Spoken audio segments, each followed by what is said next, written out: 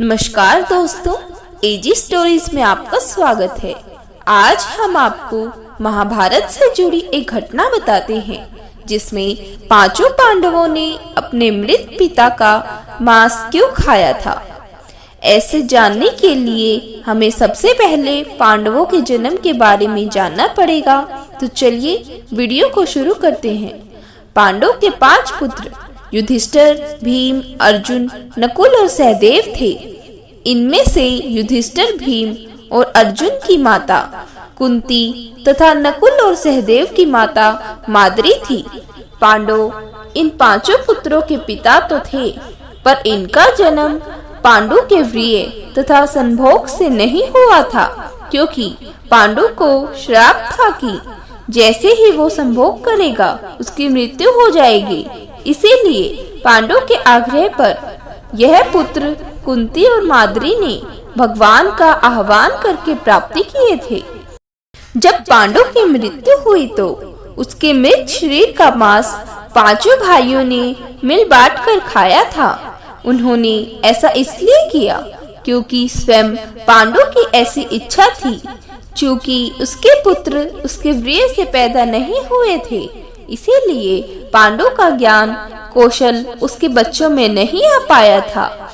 इसीलिए उसने अपने मृत्यु पूर्व ऐसा वरदान मांगा था कि उसके बच्चे उसकी मृत्यु के पश्चात उसके शरीर का मांस मिल बांट कर खा लें, ताकि उसका ज्ञान बच्चों में स्थानांतरित हो जाए। पांडव द्वारा पिता का मांस खाने के संबंध में 2 मान्यता प्रचलित हैं। प्रथम मान्यता के अनुसार मांस तो 5 भाइयों ने खाया था, पर सबसे ज्यादा हिस्सा सहदेव ने खाया था, जबकि एक अन्य मान्यता के अनुसार सिर्फ सहदेव ने पिता की इच्छा का पालन करते हुए उनके मस्तिष्क के 3 हिस्से खाए थे। पहले टुकड़े को खाते ही सहदेव को इतिहास का ज्ञान हुआ, दूसरे टुकड़े के खाने पे वर्तमान और तीसरे टुकड़े के खाते ही भविष्य का।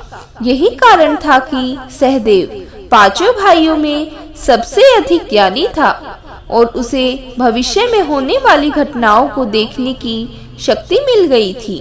शास्त्रों के अनुसार श्री कृष्ण के अलावा वो एकमात्र शख्स सहदेव ही था जिसे भविष्य में होने वाले महाभारत के युद्ध के बारे में संपूर्ण बातें पता थी। श्री कृष्ण को डर था कि कहीं सहदेव यह बातें औरों को न बता दे, इसीलिए श्री कृष्ण ने सहदेव को श्राप दिया था कि यदि उसने ऐसा किया तो उसकी मृत्यु हो जाएगी। ऐसे ही अनेक रोचक तथ्य जानने के लिए हमारे चैनल से जुड़े रहें। Thank you for watching friends.